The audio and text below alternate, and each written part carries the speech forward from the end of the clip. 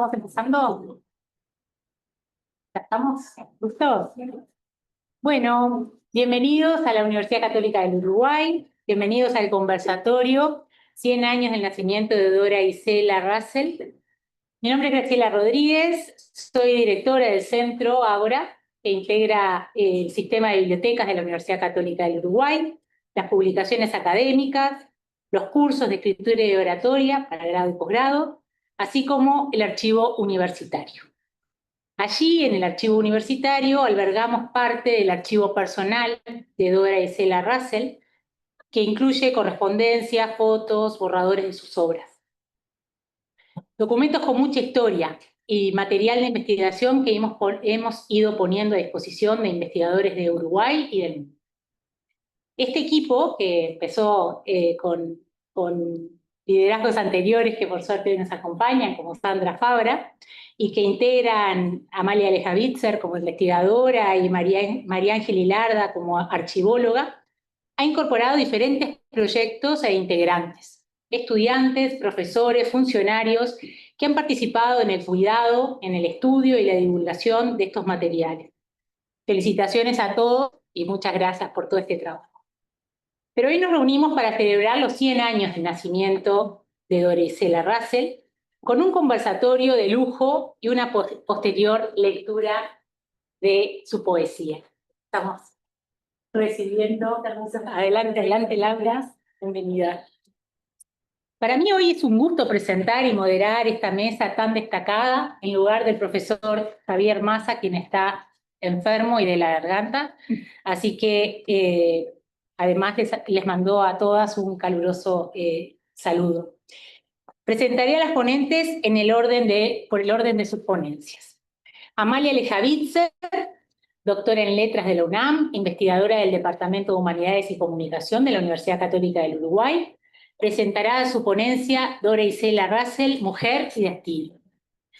Luego, Laura Irigoyen, profesora de Historia e Historia del Arte del Museo Histórico Nacional, presentará Objetos que cuentan la vida, una aproximación a la colección de Dora Isela Russell en el Museo Histórico. Mercedes Bustelo, licenciada en Artes de la Escuela Nacional de Bellas Artes de la UDELAR, gestora cultural de la Dirección Nacional de Cultura del MEC y profesora de la Universidad Católica del Uruguay, presentará Dora Isela Russell en el Museo Zorrilla, Apuntes de una gestión.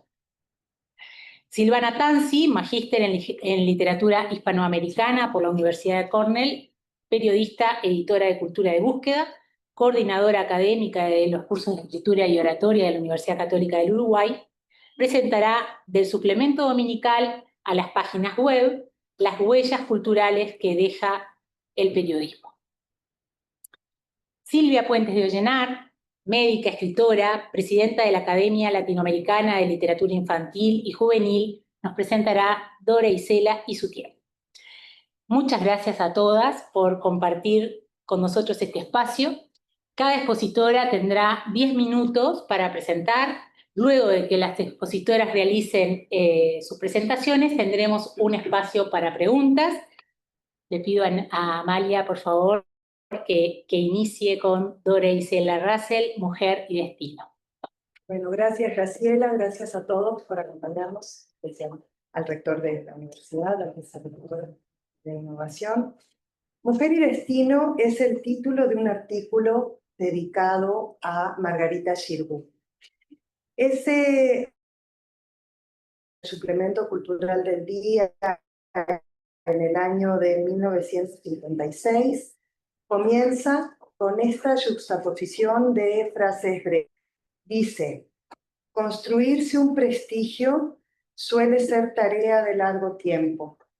Perderlo puede depender apenas del tradicional salto de hora. Sostenerlo exige entregarle la vida entera. Estas palabras, referidas a Margarita Xirgu, parecen ser una declaración autobiográfica. Dora Isela le entregó la vida entera a las letras y a la cultura. Construyó un prestigio a lo largo del tiempo, pero cabe preguntarse si fue premonitorio esa idea de el olvido en un instante, esa pérdida del prestigio en un instante. Esas han sido algunas de las interrogantes que nos han llevado a investigar sobre la figura de Dora Isela y el legado que resguarda la Universidad Católica. Porque hoy en día Dora Isela es prácticamente una desconocida. Sin embargo, en su época fue una figura notoria y reconocida en los ámbitos culturales de Montevideo en la segunda mitad del siglo XX. Fue una mujer polifacética, de enorme cultura, una escritora prolífica y una trabajadora incansable, que se movió en el ámbito cultural de distintas maneras y en muchos de esos espacios fue una adelantada a su tiempo, como voy a tratar de mostrar de manera muy breve. Dora Isela fue periodista y escribió más de 1 millar de artículos solo en el suplemento cultural de El País, aparte de colaboraciones en revistas y semanarios en el extranjero, en Europa y en Estados Unidos. Su primera colaboración fue en febrero de 1954 y la última en octubre de 1985.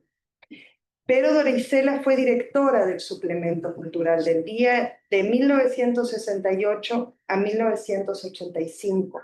Nunca dejó de escribir, escribía en promedio 50 artículos por año.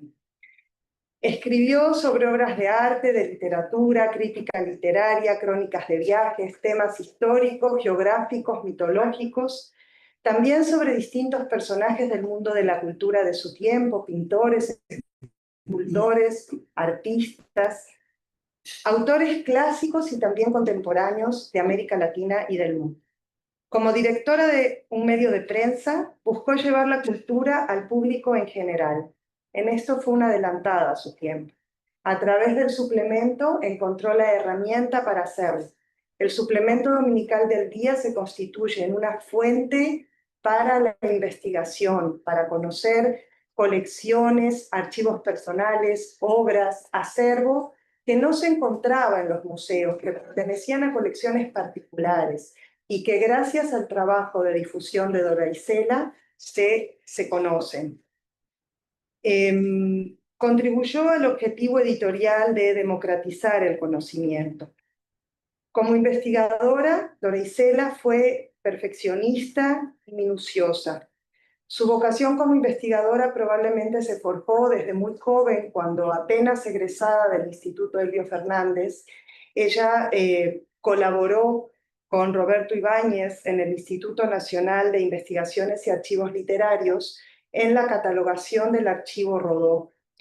Y en nuestro archivo, que me he dejado esa parte para el final, para mantenerlos en suspenso. En nuestro archivo se conservan numerosas carpetas que dan cuenta de la investigación detallada que Dora Isela hacía para cada artículo que escribía, que publicaba.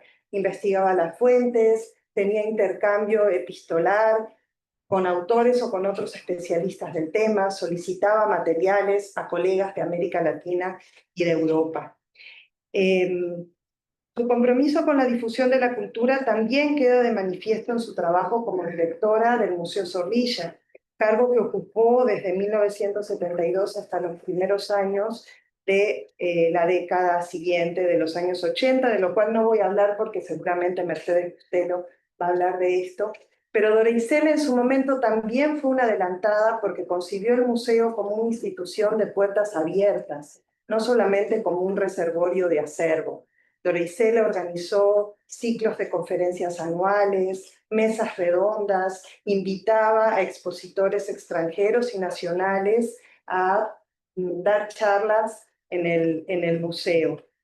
Dora Isela desde muy joven tuvo vocación por el coleccionismo y tuvo una clara conciencia de la conservación y de la construcción del patrimonio. Desde los tiempos en que fue secretaria personal de Juana de Ibarburu, ella tuvo la idea de crear un museo dedicado a la poeta, idea que nunca logró materializar, pero que sí expuso en su propio domicilio objetos, manuscritos y pertenencias de Juana que ella a lo largo de su vida fue compilando y que las exhibía en vitrinas. Dora Isela también fue editora. Editó las obras completas de Juana de Ibarburu en la colección Aguilar en el año de 1953. Una edición que luego tuvo otras reediciones en el 60 y en el 68. Publicó también una antología de Juana de Ibarburu para la colección Clásicos Uruguayos de la Biblioteca Artigas, y en esa misma colección publicó una antología de Carlos Sabater Casti, su admirado y adorado maestro. La publicó en 2 volúmenes en el año de 1982, mismo año en que muere Carlos Sabater Casti y también la madre de Dora Isela. Pero ¿quién fue Dora Isela? En el ámbito de lo personal, Dora Isela nació en Buenos Aires un 15 de marzo de 1925 en el barrio de Las Flores, en un palacete hoy demolido. A los 8 años se trasladó a Montevideo con su familia y viven junto con sus padres y sus abuelos en la casa del abuelo paterno, rodeada de vegetación y de un ambiente que le permitió la ensoñación poética, que luego retomará en su último libro de sonetos, los sonetos de Carascourt, acerca de los duendes y estos paisajes un poco oníricos. Por parte de su padre, Arturo Alfredo Francisco Russell García Lagos, corre sangre irlandesa y, como la propia Dora Isela lo declara en su autobiografía poética, su apellido Russell significa firme como roca en el agua y proviene de una estirpe de vikingos, según a ella le gustaba decir, mientras que García Lagos la emparenta con una de las familias patricias más destacadas de la sociedad montevideana, García Lagos de García de Zúñiga, porque la abuela de Dora Isela es la media hermana también del poeta Roberto de las Carreras, su tío abuelo. La abuela de Dora Isela es hija de Clara García de Zúñiga con Alberto Urbano García Lagos. Entonces, Rosa Sara es la abuela de Dora Isela, media hermana de Roberto de las Carreras, de quien también se conservan algunos manuscritos y fotografías en el archivo que conservamos en la universidad. Por parte de su madre, Doris Rode proviene de una familia alemana originaria de Hamburgo. Su abuelo Walter Rode casó con Dolores Núñez, una pintora de la cual Dora Isela conservó 2 lienzos que legó al Museo Histórico, de lo cual seguramente nos va a hablar Laura Irigoyen. Dora Isela estudió en la Escuela República Argentina y fue compañera de Sol Sabat, la hija de Carlos Sabat, y de Ira Vitale. Fueron amigas de infancia y de juventud. En los álbumes de fotografías tenemos numerosos testimonios de momentos compartidos, en el parque, en la Plaza Zabala, jugando con muñecas, en los cumpleaños de 15. Estas amigas de Dora Isela también continuaron sus estudios secundarios y de bachillerato juntas en el Instituto Elbio Fernández, de donde se graduó en Derecho.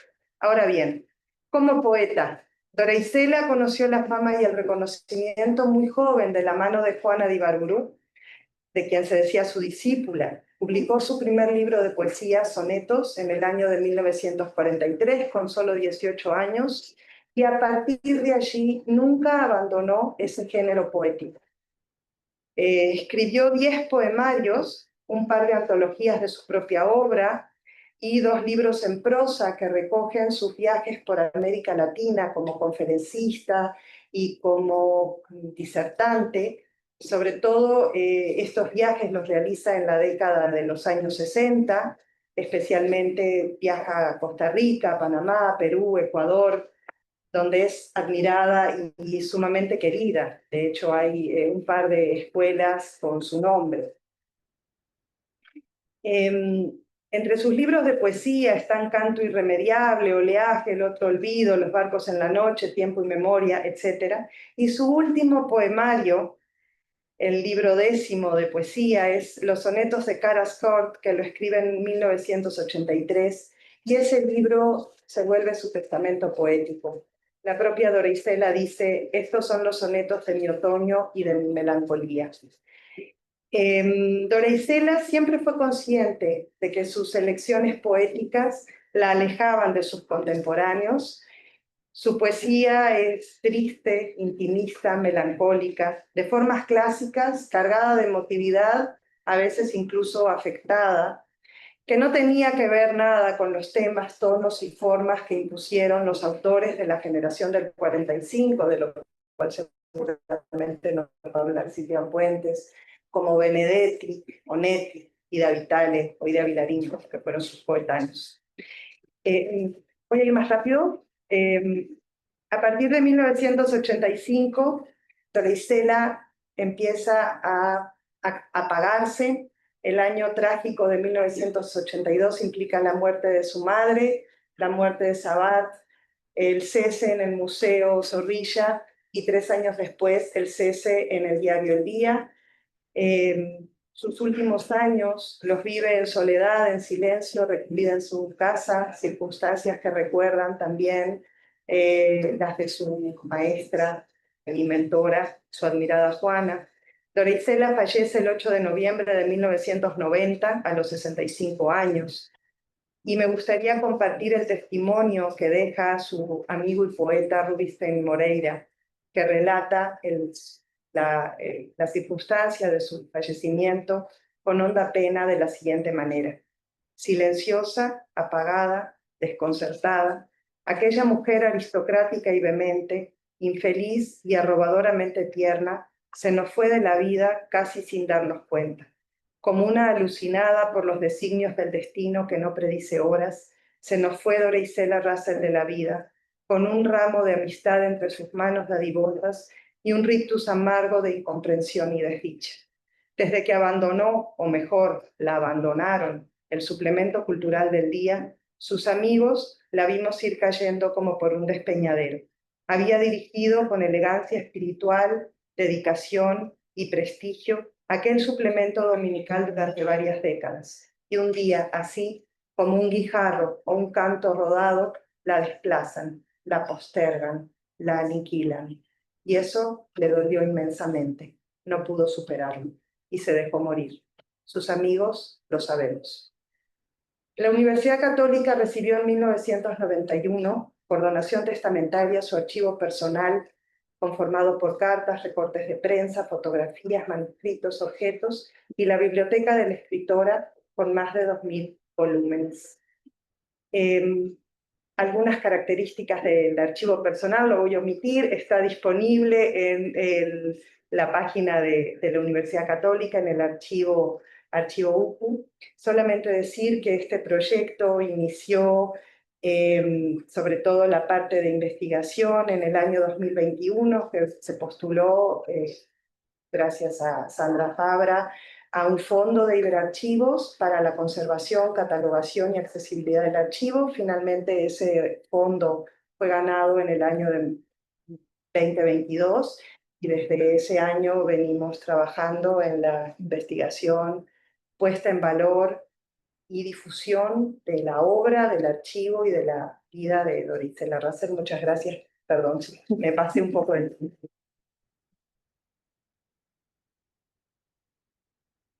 Bueno, damos paso entonces a Laura Irigoyen. Bueno, gracias Amalia, gracias a la universidad por invitarme a participar de este conversatorio, los 100 años de Dora Isela.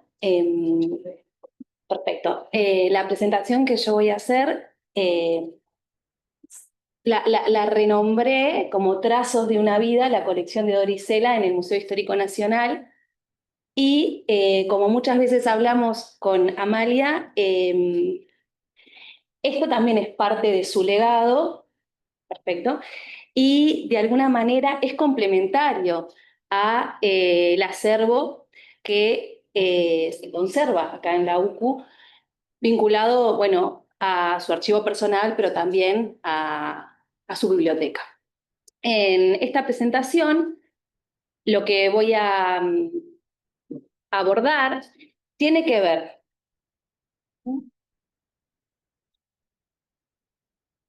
Eh,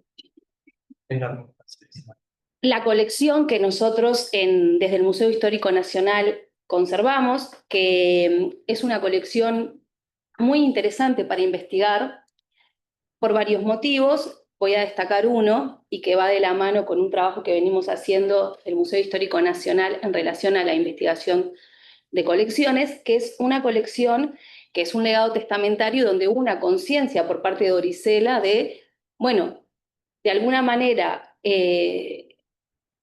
su vida, legarla a la UCU, pero también al Museo Histórico Nacional. Y también es interesante reflexionar, investigar en esa división que hace, que también la podríamos problematizar, bueno, porque hay ahí una separación. Por eso decimos que es interesante que dialoguen las colecciones.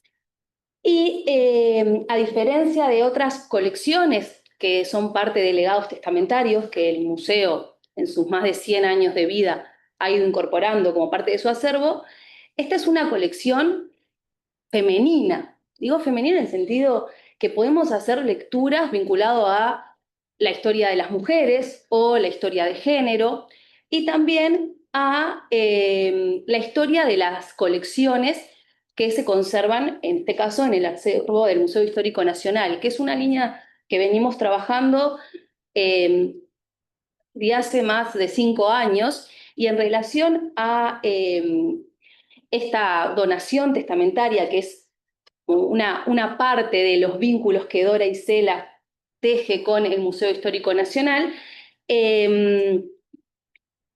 me parece interesante rescatar que hay como mucho hilo para cortar. Entonces, simplemente me voy a centrar en algo. Por un lado, voy a hacer una aproximación general como a esta colección, que es un legado testamentario y que va a ingresar en 1991 al Museo Histórico Nacional. Pero como es una colección muy diversa, de más de 70 objetos de diferentes tipologías, donde están los cuadros de la abuela, pero donde también están sus muñecas, o sea, viendo los álbumes fotográficos que se conservan aquí es interesante, o sea, los juegos de la infancia, el valor que se les daba, ¿no? Bueno, y una intención de que dos muñecas y una que la tenemos identificada como Bochita, son como hilos para tirar, interesantes para poder desarrollar como otras líneas de investigación en torno tanto a la cultura material, en el caso de las muñecas, a todo lo que tiene que ver con las muñecas de porcelana, la industria vinculada a la fabricación de juguetes, pero también a la construcción de género y a qué se pretendía de las mujeres en el Río de la Plata en los años 10, 20, 30. Es interesante ya en su infancia, pero también como jovencita, ¿no? O sea, qué se pretendía en torno a el deber ser mujer. Y bueno, esta colección nos permite hacer como ese tipo de investigaciones. Para acotar más, pensé para esta presentación rastrear algunos aspectos que tienen que ver con el vínculo con el museo en relación a la historia de la colección del museo, no la pata más vinculada como Dora, como gestora cultural y su relación con el Museo Zorrilla, sino en qué momentos Dora había tenido un vínculo como donante antes de esta donación testamentaria y también como mujer que ofrece en venta, que el museo le va a comprar objetos de su propiedad y con valor afectivo, ¿no? De objetos de su casa. Porque también esto es interesante, ¿no? Cuando pensamos en las colecciones del Museo Histórico y sus distintas tipologías, y en el caso de Dora, hay objetos vinculados como al reconocimiento de ciertas figuras históricas que tienen que ver también con su interés, pero también objetos vinculados a su mobiliario, objetos textiles, además de otros que voy a comentar. ¿Podemos pasar? Ahí está. Uy, ahí. Me parece interesante destacar lo siguiente en relación a esta presentación, que un poco al profundizar sobre la colección de Doris Sela, pero también a los antecedentes, hay ciertas preguntas que son guías, ¿no? Y que sirven para problematizar aquellos objetos que guarda el museo y también aquellos que expone y los que no expone. Bueno, de dónde provino la colección, cómo la adquirió el museo, cómo la integró, qué objetos la constituyen, cuál es la historia detrás de los objetos, quiénes fueron sus propietarios. Y de alguna manera también acá nos acercamos a esta cuestión de la biografía cultural de las cosas y cómo las cosas también tienen una trazabilidad y nos permiten hacer contextos más amplios, ¿no? No solo vinculados a la persona que la poseyó, sino también a sus vínculos sociales, laborales, íntimos, de amistad. Bien, en relación a esos vínculos y referencias que también tienen que ver como con referencias literarias, pero también referencias políticas. En el 70, Dora Isela realiza una donación de dos retratos, uno vinculado a Julio Herrera Llobes y otro a José Valle y Ordóñez. Acá quiero marcar algo porque fue como una novedad que me surgió en la investigación a partir de la invitación de Amalia, es, bueno, ver un poco desde dónde se construyó ese vínculo con objetos en relación a la familia Valle Pacheco, ¿ah? Y que tiene mucho que ver también con la familia en relación a su cargo de directora del suplemento del Día Dominical, también denominado como el suplemento de hueco grabado. Vinculado a la técnica. Y bueno, en el 71, cuando ella ofrece objetos en venta durante la gestión de Pibel Devoto, en ese momento estaba Pibel Devoto, ella va a expresar que tiene un interés de vender, no de donar, de ofrecer en venta esos objetos porque se va a mudar de casa. O sea, una cuestión como muy corriente muchas veces en relación a la venta o la donación de objetos, ¿no? Que ahí nos habla también de prácticas culturales que tienen que ver con la vida común y corriente de las personas. Y ella le dice en una nota de ofrecimiento de venta de unos objetos donde hay mobiliario y documentos. Dice, la perspectiva de tener que dejar la casa que ocupo para trasladarme a otra más chica y de una sola planta me obligarán a deshacerme de algunos muebles de época, de gran valor afectivo. ¿Quiere usted considerar la posibilidad de incorporarlos al museo, alguna de sus residencias de ese servicio cultural, en la tarea de salvaguardar los testimonios del pasado nacional? Y esto me parece muy interesante porque efectivamente el museo va a hacer la compra y acá ya tenemos, voy a hacer una aclaración, en ese momento la donación de la Quinta de Valle, hago una aclaración general, actualmente el Museo Histórico Nacional cuenta con 8 sedes, dentro de las quintas tenemos la Quinta de Valle y la Quinta de Herrera. Eso se vincula también a toda la gestión directriz de Pibel Devoto, a cómo se materializa su tesis en relación al pasado nacional.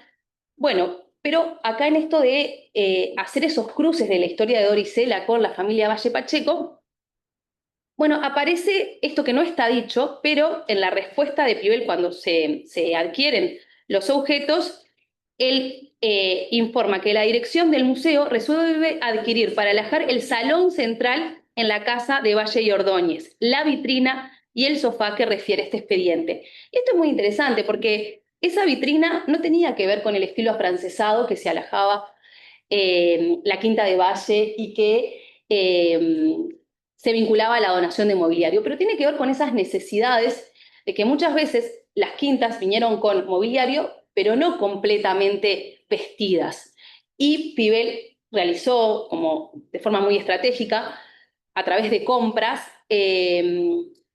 intentó como crear una escenografía más completa. Y ahí esta vitrina y este sofá, que la vitrina sí llega a la quinta, incluso actualmente está en la quinta de Valle no exhibida, le incorpora aunque tenía un estilo inglés. para mí acá hay esas cuestiones no dichas que indudablemente Dora Isela, tal vez en una conversación que no quedó documentada, habrá solicitado que tenía un anhelo de que estuviese más que ese mobiliario en la quinta. Bueno, ¿por qué? Bueno, en este caso voy a ir un poquito como para atrás, pero porque ya desde los años 50 y los 60 vemos que Dora Isela tiene un vínculo con la familia Valle Pacheco. Y atendiendo a el día como fuente, como decía Amalia, para también rastrear un poco el derrotero de Dora Isela, encontramos varios artículos que ella escribe en relación a las mujeres de la familia Valle Pacheco. Y en un artículo que ella escribe vinculado a Matilde, o sea, a la esposa de Valle, a Misia Matilde, como le decían, en el 58, ahí encontré una pista en relación a su vínculo. Y allí Dora Isela explica. Ella ahí lo que en ese artículo refiere un poco como a la figura de Matilde, como esa matrona de la casa, refiere como a su vínculo con el Pepe Valle, refiere a la familia en general, y en un párrafo se lee, y cito, esta crónica no nos pertenece. La estamos haciendo a medias con doña Anita Gervier de Valle Pacheco. Abro paréntesis, fundamental en la donación de quinta, objetos y demás al Museo Histórico Nacional. En el año 63, la quinta se abre en el 67, como con apertura al público, digamos, parte de la museografía se logra abrir en ese momento. A quien le oímos con deleite decir abuelita Matilde, tío Pepe, y señalar lugares y narrar sucesos, subrayando con un aquí que nos conmueve. Esos vínculos que ella tiene con la familia y con esta cuestión de rescatar la memoria femenina, tanto de Matilde como de Ana Amalia, que murió con 18 años, tuberculosis de la hija de Matilde y Valle, se pueden rastrear en distintos artículos del día que escribe en el año 58, 63, 65, 60, 79. Estamos en horas. Bueno, frente a esta situación, yo destaco de lo que nos habla la colección. Bueno, nos habla de su vida familiar, profesional y sus vínculos sociales, atendiendo que esta colección tiene las muñecas, como les mencionaba, tiene medallas y premiaciones, tiene diplomas, donde ahí también se pueden rastrear esos vínculos y esa dimensión internacional, y reconocimientos internacionales y también nacionales que mencionaba Amalia. Esta colección tiene aproximadamente 78 piezas, como les decía, de objetos diversos, y en relación a su vínculo con la familia Valle Pacheco y el diario El Día, está esta medalla que se vincula con las celebraciones de los 100 años de El Día. Y en relación a este entramado, que hay mucho para seguir profundizando, en relación a la quinta y a la familia y Dora Isela, bueno, podemos decir que hubo una relación cercana, íntima, de amistad, que hubo una relación laboral. Hay que tener en cuenta que El Día era una empresa familiar donde las distintas generaciones de los descendientes de la familia Valle Pacheco tuvieron lugares ejecutivos y de dirección. Y no es un detalle menor que cuando Anita Gervier asume como presidenta del directorio, a los 2 años es que Dora Isela asume la dirección del suplemento de El Día. Por tanto, la pregunta es, ¿Dora Isela Russell, operadora de la memoria en relación a esta familia? Bueno, creo que hay algunas pistas y datos que podríamos dar una respuesta afirmativa. Hay que seguir investigando y para cerrar algunas reflexiones, ¿no? El grueso de la colección del legado testamentario que mencionaba de las 78 piezas, bueno, no se exhibió nunca como un conjunto, en realidad sí hay piezas exhibidas en las distintas sedes, pero asociadas a una museografía donde no se, ahí desaparece Dora Isela, ¿no? Es importante poder generar un inventario más detallado de la colección. Bueno, se debe seguir indagando en la figura de Dora Isela Russell en su actuación como operadora de la memoria en un contexto más amplio aún, y se puede profundizar más sobre su persona y trascendencia internacional a través del uso de fuentes históricas de los diplomas y las premiaciones. Bueno, muchas gracias. Laura. Bueno, pasamos a Mercedes Stelo, que nos presentará Dora Isela Russell en el Museo Zorrilla, apuntes de una gestión. Bueno, hola, muchas gracias. Gracias a la UCU, a Amalia. Y bueno, sí, un poco voy a tratar de ser breve, voy a leer para no perder el hilo y ser concreta. Y en realidad con Dora lo que tenemos en común fue el pasaje por la gestión del Museo Zorrilla. Yo tuve la oportunidad de dirigir esa institución entre el 2014 y el 2021, al igual que Dora. Y esa experiencia personal y profesional en ese espacio es bueno, lo que me llevó a poder dialogar de forma intergeneracional con la huella de Dora que dejó en la institución. Durante el trabajo en el museo, revisando los archivos como parte, bueno, como saben, de todo trabajo de organización de las colecciones, de los materiales que se manejan en los museos, nos encontramos con cartas, con notas y sobre todo con algunas propuestas, que fue lo que nos llamó más la atención, escritas por Dora, y ahí fue como inevitable, senté como una especie de una mezcla de asombro y empatía por la claridad y por la vigencia de sus ideas, y también al reconocer que preocupaciones que ella tenía seguían presentes en ese momento y creo que siguen presentes hasta ahora. Y son cuestiones que nos preguntamos y que se siguen discutiendo hasta hoy en espacios museográficos, ¿no? ¿Cómo hacer para que un museo sea realmente un espacio vivo, habitable, significativo? ¿Cómo conservar sin ser un espacio cerrado? ¿Cómo abrir sin perder profundidad en los contenidos y en las propuestas? Y pensamos que sí, bueno, si Dora realmente y efectivamente se hacía estas preguntas era porque entendía al espacio como el espacio museo, como un espacio realmente activo y vivo.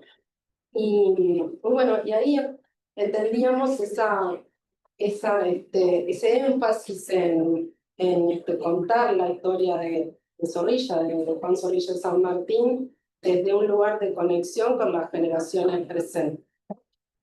De hacer énfasis en visitas guiadas, en publicaciones, en una programación cultural muy rica, María mencionaba algunas. Y bueno, que su objetivo, también como autorizó María, además de conservar los bienes y dotarlos de significado, y de un significado contemporáneo, ¿no?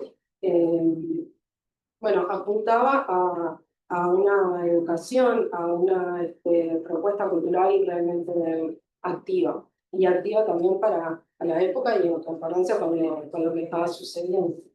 Para dar un poco de contexto, el Museo Zorrilla fue inaugurado en 1943 en la casa de veraneo de Juan Zorrilla de San Martín, en el barrio de Tacarretas, y desde los inicios se denominó como Museo y Escuela Cívica, porque bueno, más allá de presentarse y plantearse como una casa museo, de exhibición de objetos con valor histórico y literario, se pensó también como un espacio formativo para jóvenes artistas, para que pudieran aprender, expresarse, mostrar sus trabajos. Y bueno, con el tiempo, como sucede con muchas de estas instituciones patrimoniales, estos edificios y proyectos tienden a tener periodos resplandecientes, buenos, pero también el tiempo pasa y se empiezan a deteriorar, empiezan a tener diferentes tipos de dificultades vinculadas a presupuestos, desidias, etcétera, diferentes tipos de gestión, bueno, posibilidades acotadas. Y bueno, el museo alrededor de mediados de los 60 se tuvo que cerrar y años después, a partir de algunas intervenciones, algunas restauraciones que se impulsaron desde el Ministerio de Educación y Cultura, que en ese momento estaba a cargo de Edmundo Narancio, el museo logró abrir en agosto del 73.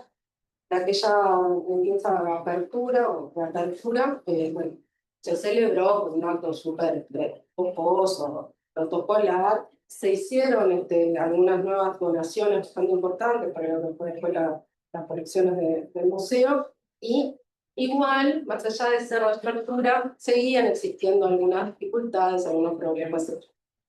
En ese marco de esa reapertura y esos desafíos coyunturales, una sociedad que en ese momento estaba bastante convulsionada, es que asume Dora la dirección del museo. Dora, ya mencionaron, nació en Buenos Aires, se formó en Montevideo, poeta, docente, periodista, artista cultural, súper multifacética, muy intelectual importante, amiga y discípula de Juana, con muchos nexos intelectuales, redes, etc. Y bueno, como mencionaron también, cofundadora de la Asociación Uruguaya de Escritores, directora del Suplemento del Día, y en el 72 fue nombrada directora del Museo Zorrilla y el cargo lo ejerció hasta el 81.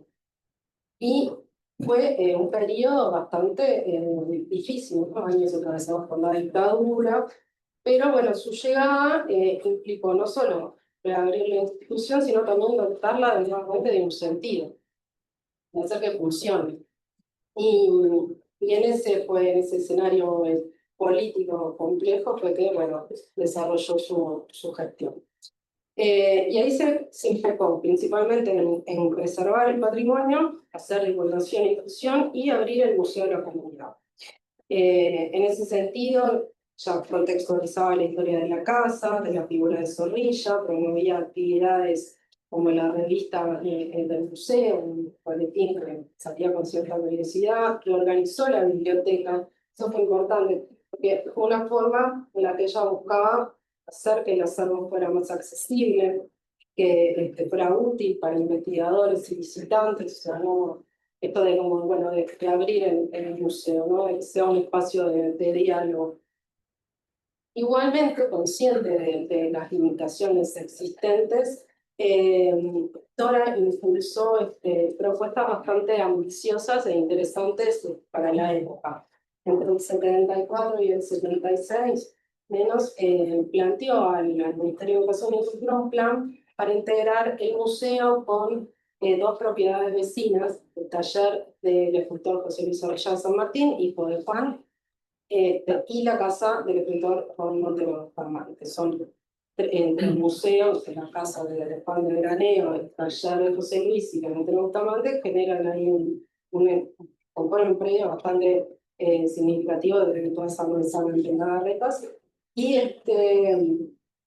lo que planteaba era conformar un complejo cultural que reuniera estos tres espacios patrimoniales en un solo proyecto, donde la Casa Montero la pensó como una sede de una escuela de museología, una disciplina que aún hoy no está formalizada, no existe una carrera ni estudios formales al respecto, y una biblioteca especializada. Y también proponía reubicar la biblioteca del museo, que estaba en ese momento improvisada dentro de la Casa de Graneo, en un espacio más adecuado, con una sala de lectura, materiales didácticos, y bueno, que realmente funcionara también como una biblioteca de consulta.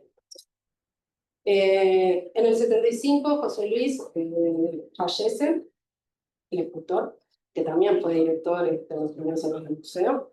Y esto le significó como que esta urgencia de volver a plantear este proyecto y también expresar una preocupación por el destino del taller del escultor y su hacer.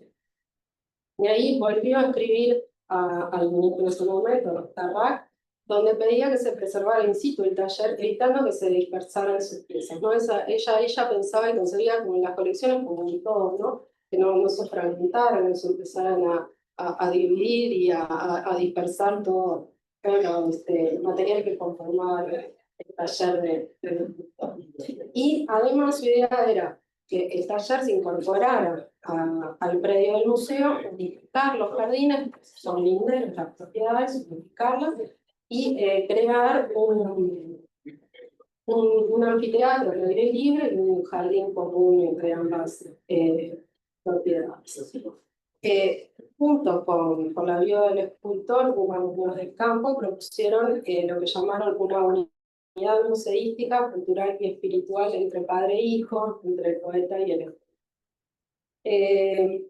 Las gestiones de Dora dieron algunos frutos, no todo se llevó adelante. En noviembre del 75, tanto el taller de José Luis como la Casa Montero Bustamante fueron declarados monumentos históricos. Bueno, ahí hay como una consideración y un reconocimiento a algunos de sus solicitudes. Y en el 76, el MEC creó una comisión que la presidió Dora para estudiar la adquisición de las propiedades y elaborar un informe. Y Dora ahí recomendó hacer primero un inventario detallado, exhaustivo del taller antes de avanzar, para que cualquier decisión se basara en una información sólida. O sea, es un enfoque buenísimo, porque demuestra un rigor a la hora de un compromiso, a la hora de gestionar las colecciones y de los fines futuros que se le pueden dar. Decir, bueno, conozcamos bien lo que hay y después, bueno, resolvamos. O sea, como muy consciente y con un compromiso muy importante con la gestión de patrimonio. Y bueno, en realidad estos proyectos de Dora no llegaron a completarse. Falta de recursos, inestabilidad política, trabas administrativas, hicieron que el complejo cultural quedara en suspenso.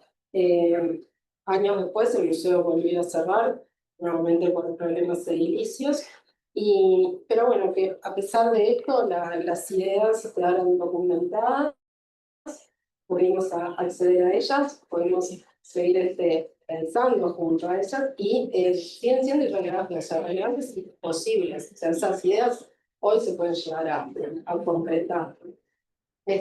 Y nada, y vimos que como intelectual entendía realmente el museo como un espacio activo y bueno, y que el patrimonio tuviera sentido en el presente. Y no se conformaba. Siempre estaba como adelantada en cuanto a imaginar propuestas nuevas, a ser ambiciosa por más de esas coyunturas difíciles con las cuales se atravesaba. Hoy el Museo Zorrilla sigue igual en su paso de veraneo, el taller y la Casa Montero Bustamante siguen en su lugar. Hay algunas conexiones, pero no en esta forma que ella lo planteaba. Pero bueno, lo importante de traer estas cuestiones es seguir pensando, seguir reflexionando, seguir haciendo las preguntas y que sirvan como una posibilidad y como una inspiración de que podemos realmente ser ambiciosos con las propuestas y bueno, y seguir pensando y proyectando los museos de cara al futuro, ¿no? Gracias.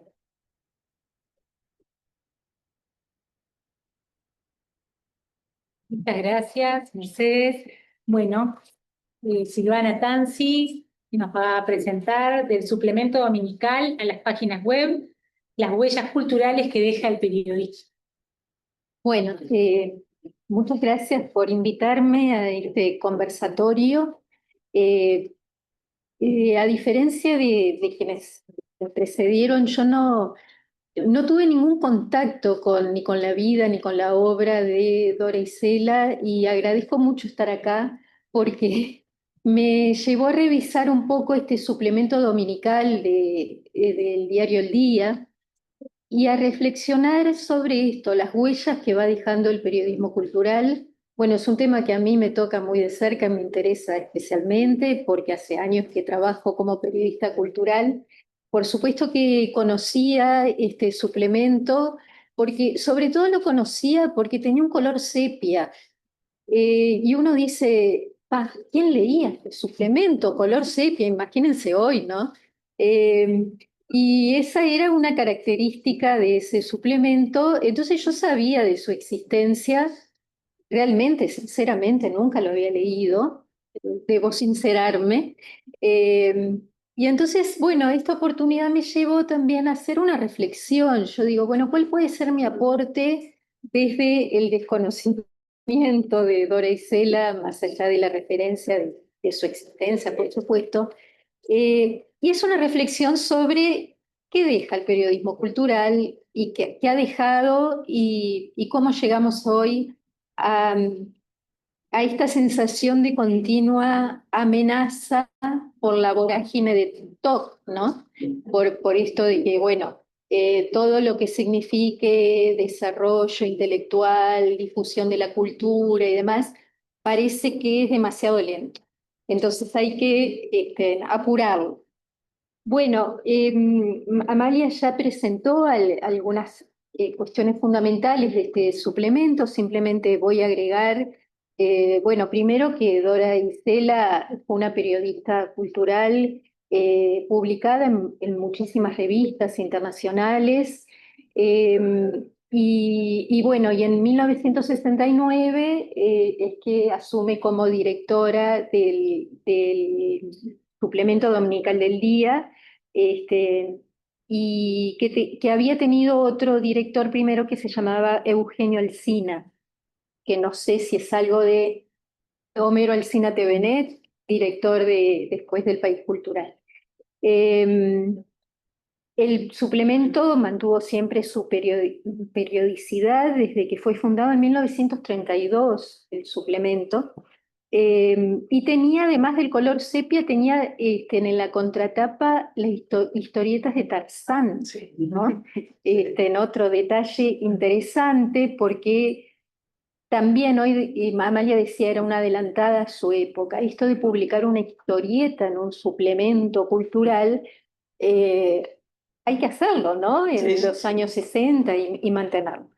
Eh, ¿Y cuál era la orientación? A mí me gustaría leer un pedacito de lo que la misma Dorisela escribió en 1982 a partir de la edición del índice del suplemento, porque era tan extenso y tan variado y tan importante para muchos sectores que se pedía ese índice y que hoy es muy bueno para el archivo porque tenemos fechas y tenemos, bueno, todo lo necesario para seguir los rastros. La orientación en los comienzos se hallaba dirigida hacia lo mundano, notas de actualidades, páginas de humor, modas, cinematográficas, narraciones y artículos varios. Pero el paso a rangos superiores fue rápido y seguro. Se incorporaron materias de entidad, historia y arqueología, geografía y viajes, literatura y crítica, ciencias naturales, artes plásticas, conjunto todo este de depurado material que comenzó a prestar ayuda a maestros y alumnos, investigadores y lectores en general.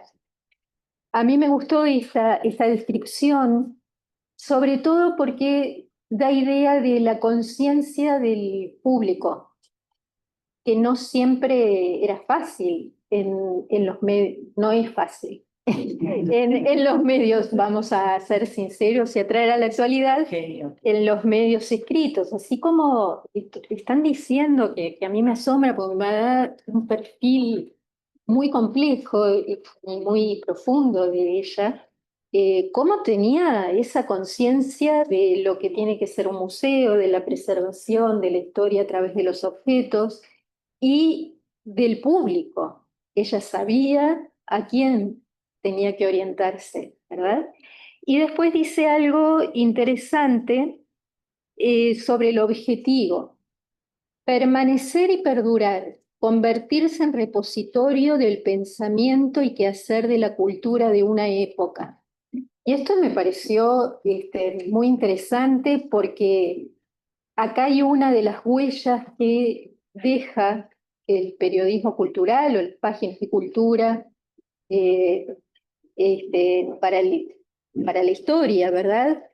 Que es dejar esas huellas y esos datos y registros de hábitos, de costumbres, de gustos, de productos culturales y también de las formas de escribir y de leer, ¿verdad? De qué tipos de lectores había para esos suplementos. Dori Sela, como decía Amalia, es abrumadora la cantidad de artículos que escribió. En ese índice uno se pierde en todos los títulos. Escribió, bueno, mucho sobre literatura nacional, sobre perfiles de escritores, escritoras, hizo mucha crítica literaria, pero acorde con esa orientación tan general del suplemento, escribió de todo, ¿no? Y da cuenta también de su curiosidad, algo importante en un periodista, ¿no? Que sea curioso por lo que está sucediendo en varios niveles. Entonces les doy algunos títulos que saqué aleatoriamente de ese índice. Algunos dioses del antiguo Egipto, un título. Algunas costumbres exóticas de Austria. La arquitectura popular checa, carnaval limeño en tiempos del virreinato, cosas de mi casa, dos puntos, la pulsera hindú que era florentina. Dan ganas de leer esos artículos, ¿no? Y bueno, ¿y cómo escribía Dora Isela? Tenía, bueno, una forma de escribir y unos giros propios también de otra época, ¿no? Pero era interesante, escribía con frases bastante largas. Tampoco puedo generalizar porque no me leí todos los artículos, se imaginan, ¿no? Elegí alguno. Y hay uno que elegí que es se llama Gloria y ocaso de un elegido, y es sobre Roberto de las Carreras, el famoso dandy del 900, y dice así. Empieza, les leo solo el comienzo. La vida de Roberto de las Carreras, que fue como un guante arrojado en reto a los cánones de una sociedad que le quedaba estrecha, ha servido siempre a los cronistas el plato fuerte de la comidilla literaria y todos han mordido en el buen bocado regocijados asistentes a un festín que no tuvo piedad para el ser humano que se despedazó para saciar la voracidad de los comentarios. Así empieza el artículo. Bueno, eso es una frase, ¿no? La primera, y más allá de, bueno, de ese estilo que ya no suena como muy anticuado de pronto, están las imágenes, ¿no? Uno se imagina ahí a Roberto de las Carreras despedazado, de ese dandy tan provocador y demás, y la comidilla de todos los cronistas. Hoy que tanto se critica la prensa, yo voy a sacar ahora una pancarta, realmente somos bastante moderados, porque si uno lee la prensa de esta época, era un chismerío y una voracidad, ¿no? Con las personalidades públicas, incluso se peleaban entre ellas por la prensa. Bueno, cierro paréntesis. Bueno, a mí lo que me parece interesante con respecto a esto de las audiencias y el tipo de difusión cultural que hacía este suplemento dominical es que convivió con las páginas culturales, por ejemplo, del semanario Marcha, que si hay que nombrar páginas emblemáticas, están las de Marcha, que el semanario surgió en 1939, su secretario de redacción fue Juan Carlos Zanetti. Por lo tanto, hay que pensar en esa importancia que tenían las figuras culturales, los escritores, los intelectuales. Y bueno, y las páginas culturales de Marcha, donde después estuvo, ustedes saben, muchos representantes de la generación del 45, como Eduardo Galeano, Mario Benedetti, etc., eran unas páginas muy intelectuales, era la intelectualidad. Es decir, yo no me atrevo a decir, porque tampoco leí tanto el suplemento en dominical, pero de pronto eran lo opuesto, ¿no? Era dirigido a un público que se supone que era así, muy intelectual y muy orientado hacia esa generación. Por supuesto que no sabemos quiénes serán los lectores, porque eso es lo que pasa con en la prensa escrita, ¿no? En ese momento, sobre todo. Y entonces, bueno, yo ahora analizando y reflexionando, estaban como esas formas de difusión muy, muy distintas.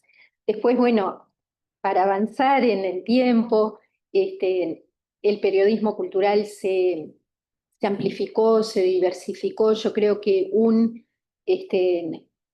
quiebre fue también la aparición del País Cultural, el suplemento del diario El País, que marcó también otra visión del periodismo, también muy amplia, también con muchísimas voces, porque tenía aportes no solo de muchos periodistas nacionales, sino internacionales.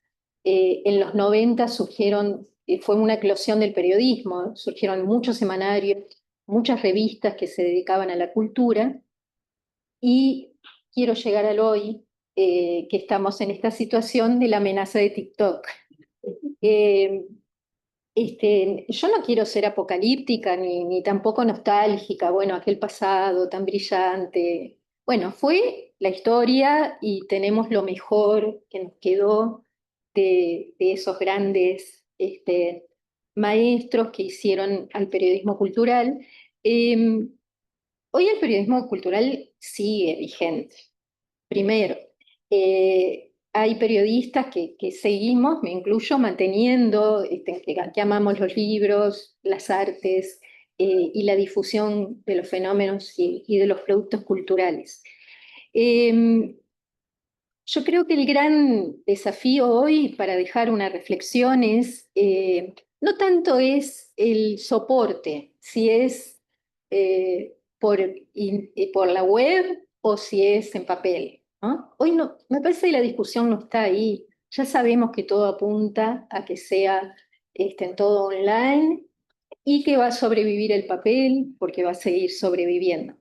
Eh, Algo bueno que tiene hoy lo digital es que nos permite medir audiencias. Es decir, hoy sabemos lo que la gente lee o quiere leer, y sabemos que también las notas culturales a veces compiten con las noticias más, que sí, las más amarillas o las más políticas, que son las que más lee la gente, por lo menos en Uruguay, junto con la farándula y los asesinatos y todo lo demás. Entonces, también la gente se detiene a leer y hoy lo podemos medir porque se sabe, eso me parece que es un aporte importante, conocer las audiencias. Sabemos cuánto se detiene una persona a leer un reportaje largo de un escritor o un hallazgo arqueológico en el Cabildo o notas de contenido cultural.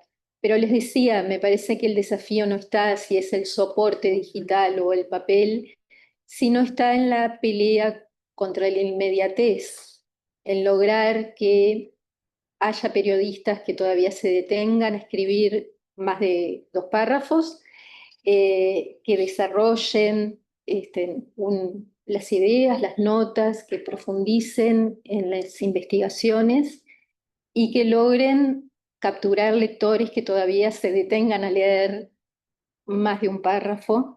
Y bueno, y creo que el mayor desafío es pelear contra esa amenaza de TikTok, que les decía al principio.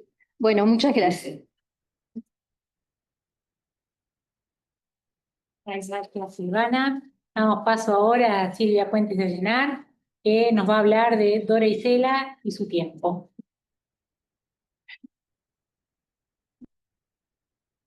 Muchas gracias por la invitación, Amalia, que venimos trabajando con el tema de Dora Isela y al espacio Ágora y a este panel tan rico que, lógicamente, por haber superado ya las 8 décadas, me corresponde el decanato y tal vez el conocimiento personal y más cercano a Dora Isela.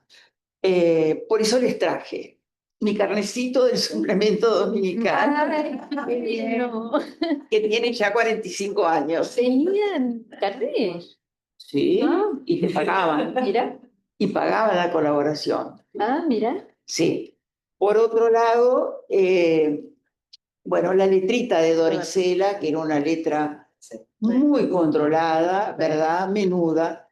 Esta es una de las tarjetas de ella de fin de año, hechas en papel avión, que nos da la idea de que, claro, pesaban las cartas y te cobraban por los gramos, ¿verdad? Entonces, era más fácil hacerlo así. Y contigo mi relación va a ser a través del museo, porque precisamente me nombraron directora del museo.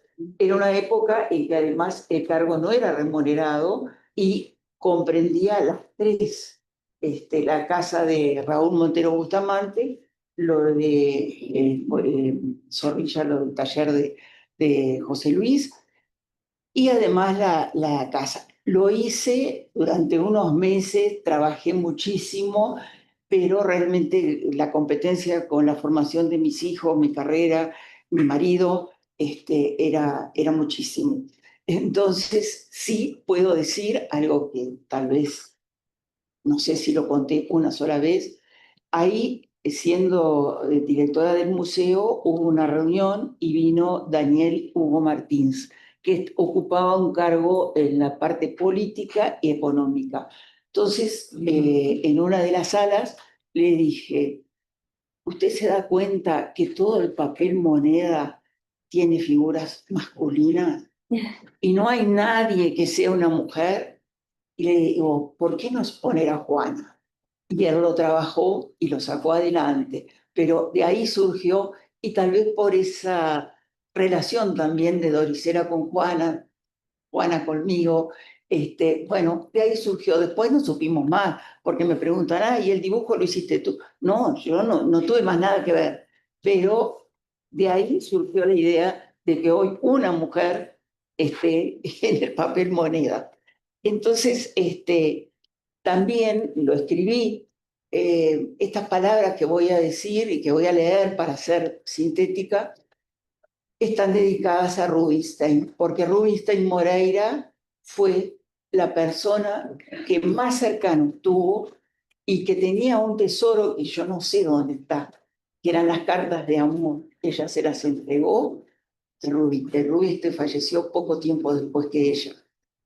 Quedó la señora Norma Suifé, también escritora, que le hizo un poema que se lo voy a acercar a Amalia a las manos, porque si hay algo que llamaba la atención en Dorisela, eran sus manos, que eran como un biscuit, de una porcelana, reproducidas por Severino Pose en una toma en yeso de la década del 50. Y bueno, mi relación con los Pose también me llevó a tener más cercana a Dorisela. Pero bueno, veamos lo que voy a decir sintéticamente, a pesar de que puedo repetirme. Nada más que yo de la generación del 45 y de las escritoras, siempre tomé mujeres. Atrapar en el esquema acontecimientos que rodearon la vida de un escritor, en este caso Dorisela, es tarea de precisión y nada sencilla. A grandes rasgos y con omisiones, diremos que el siglo XX se inició literariamente con los Cielitos de Hidalgo, continuó con Acuña de Figueroa y se cerró con el romanticismo tardío de lo que es fiel reflejo Tabaré. No hay duda que el primer movimiento americano comandado por Rubén Darío tiene una participación trascendente en Uruguay con figuras de la talla de algunas personalidades del 900 que se abrió con la publicación de Ariel. Ese mundo particular de Montevideo reconoce en tertulias de café o librerías una semilla fermental para la creación. Y 900, el libro de nuestra primera ensayista, Josefina Lerena Acevedo de Blixen, lo describe con amenidad. La relación también de Dorisela con los Blixen ha sido muy importante. Mientras el incipiente criollismo de Elías Regules intentaba rescatar tradiciones, había dos ámbitos privilegiados que comandaban las ideas: el consistorio del Gay Saber, con Horacio Quiroga al frente, y el otro, la Torre de los Panoramas, con Julio Herrera y Reisig y sus amigos que buscaban Epaterio Bourgeois. Entre esos integrantes que proclamaban el amor libre y la cachondez, Roberto de las Carreras llamaba a su infiel esposa condiscípula y la definía como una conducta ejemplar porque había sabido ejecutar sus enseñanzas. Dos mujeres se abren paso en ese panorama, Delmira y María Eugenia, bien diferentes en expresión y en modo de vida. Una sucumbirá al enigma de su pasión y la otra morirá 10 años más tarde, uno antes del nacimiento de Dora Isela. Entre ellas se alzó la voz de Juana de Ibarburu, tan unida a Dora, que trajo de su melo natal el aroma agreste y el encanto de la seducción que promovió vitales insinuaciones. El primer libro antimodernista, Panteo, lo firmó Carlos Sabater Casti, a quien Dora llamó su maestro, inspirador de caminos, develador de enigmas, y que fue nada menos que el preceptor de otra importantísima figura como Susana Soto. Esa cercanía con Sabat signará tal vez el amor por el soneto que desarrolló Dora Isela, porque este poeta, Sabat, que supo ser oceánico y rico en metáforas al punto de entusiasmar a Neruda, en sus últimos años se consagró especialmente a la estructura de Petrarca. Sobre la segunda década del siglo XX se manifiestan en Uruguay corrientes importantes como el nativismo de Silva Valdés y otro más universal y cósmico, el dipuche. Sobreviene un momento de gloria, de oro para Uruguay, con la creación, la construcción del Palacio Legislativo, los campeonatos del fútbol, las Olimpiadas de París, el Estadio Centenario, el primer campeonato también de fútbol, y sobreviene también la depresión del 29, que va a afectar de forma universal. En Uruguay llega la generación del centenario, que va a crecer en valores importantes y hay figuras que crecen en ese entorno, que nacen en ese entorno y que van a despollar años después. Para ubicar este tiempo, vamos a hablar de las creadoras que vieron la luz en el entorno del 25, fecha de su nacimiento en Buenos Aires. Algunas pertenecen a la popular y heterogénea generación del 45, aunque los críticos no la incluyan a Dora Isela, si bien publicó su obra primigenia en el 43, Sonetos. Una integrante de ese grupo, Amanda Berenguer, que nació en el 21, pregunta en Viaje: ¿dónde estaremos cuando no respondan ni el trueno, ni la lluvia, ni las olas? Ida Vitale, ¿qué será tu piel, tu tierna y tibia geografía blanca cuando crezcan los ríos y las hiedras?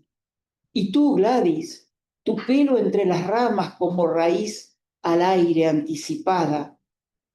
Recuerdan, amigos, nos diremos, y no estaremos más para escucharnos, y tendremos ya algunos hace tiempo deshechas en la sombra las entrañas.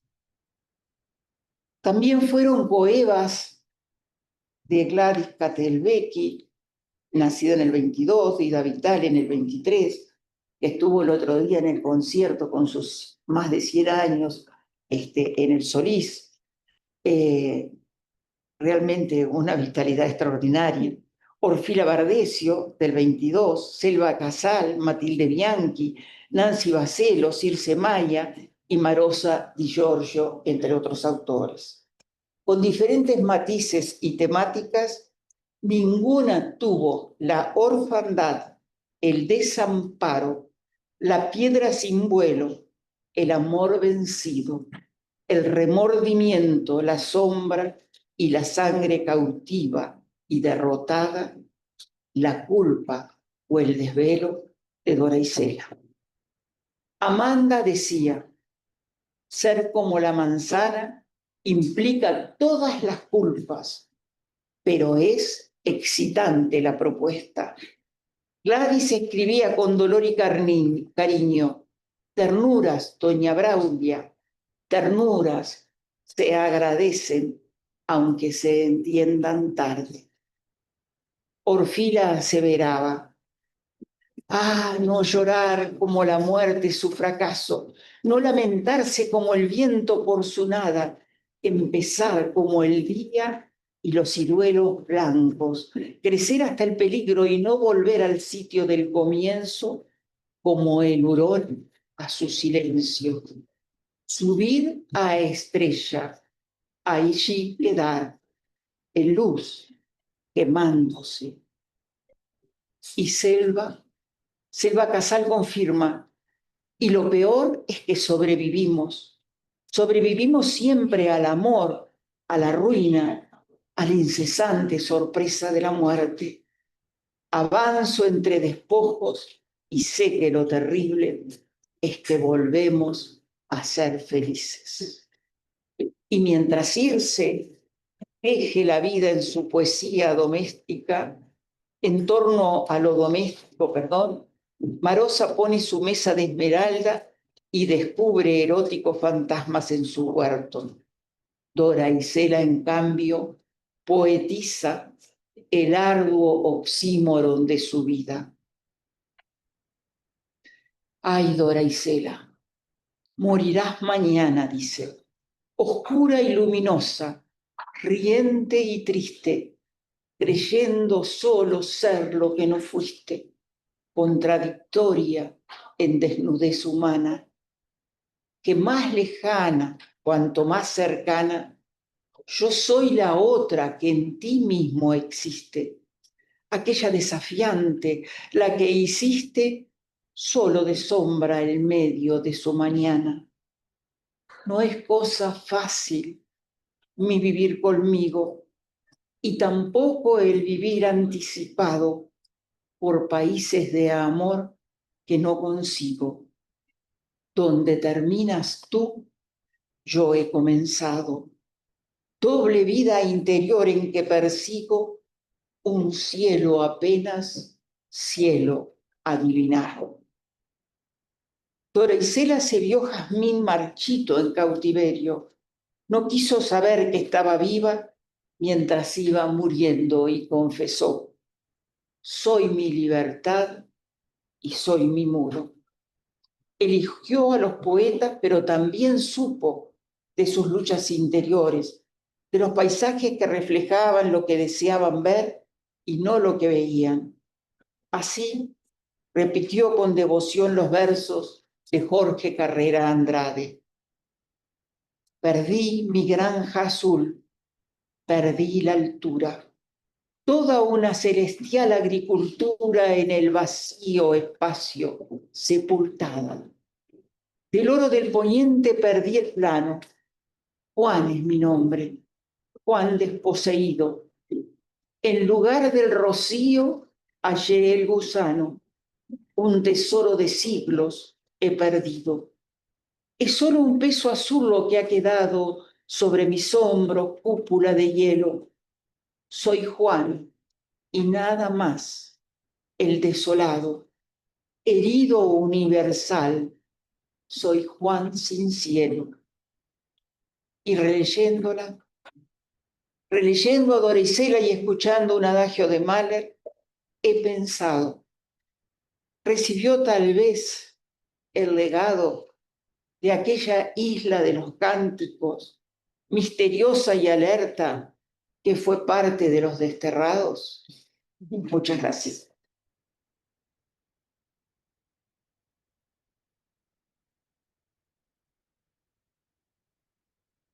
No, qué bonito, muchas Sí. gracias. Los invito, si alguno tiene alguna pregunta, comentario, estamos, unos minutos podemos compartir y después vamos a ir preparando el espacio donde vamos a hacer una lectura de algunas obras de Dora Isela. Le pedí que nos estamos enviando. No sé si... Bueno, a mí me gustaría agradecer a realmente emocionante la lectura, Silvia, de los fragmentos de Isela y de las poetas contemporáneas.